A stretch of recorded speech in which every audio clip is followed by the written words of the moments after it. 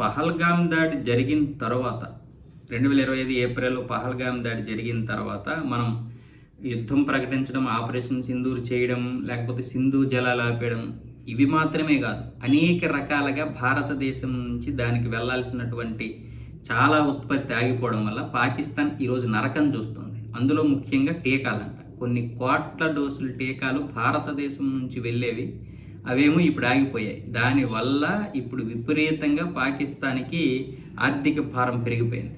ఎంతంటే $40 కోట్ల. $40 కోట్ల అంటే $400 మిలియన్ సంబంధించినంత విలువైనటువంటి టీకాలు బయట నుంచి కొనాల్సి వస్తుంది. అందులో గావి 49% భరిస్తుంది, 51% పాకిస్తాన్ భరించాల్సి వస్తుంది. అంటే $22 మిలియన్ పాకిస్తాన్ భరించాలి. అయితే ఇప్పుడు గావి ఏం చెప్తుందంటే 2031 నాటికి ఇది $1.2 బిలియన్ వెళ్ళిపోద్ది.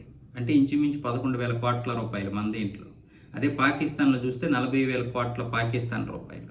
అంత డబ్బు భరించడం కష్టం అవుద్ది. భారతదేశంతో మాట్లాడి టీకాలైనా తెచ్చుకోండి, లేదనుకుంటే సొంతంగా మీరు టీకాలైనా తయారు చేసుకోండి అంటున్నారు. ఇప్పుడు పాకిస్తాన్లో సంవత్సరానికి 60 లక్షల మందికి పైగానే జన్మిస్తున్నారు.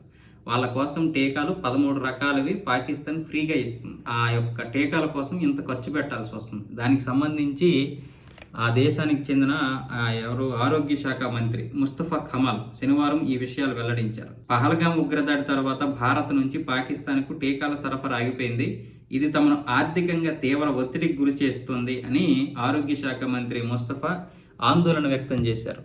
ఇప్పుడు దీని గురించి మాట్లాడుకుంటున్నారు క్యాబినెట్లో, ఏం చేద్దాము అని. ఇది తక్కువేమీ కాదు.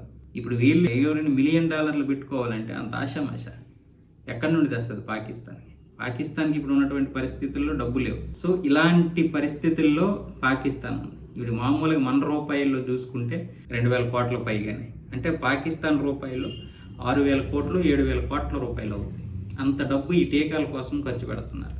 మామూలుగా అయితే సగానికి సగం కంటే తక్కువే వచ్చేవంట భారతదేశం నుంచి ఈ కోట్ల డోసులు. కరోనా సమయంలో కూడా ఈ డోసులు సరఫరా ఎక్కడ ఆగలేదంట భారత్ నుంచి. సో ఇప్పుడు భారత్ అమ్మడం మానేస్తే ఏంటి పరిస్థితి అంటే ఇలా ఉంటుంది పాకిస్తాన్ పరిస్థితి.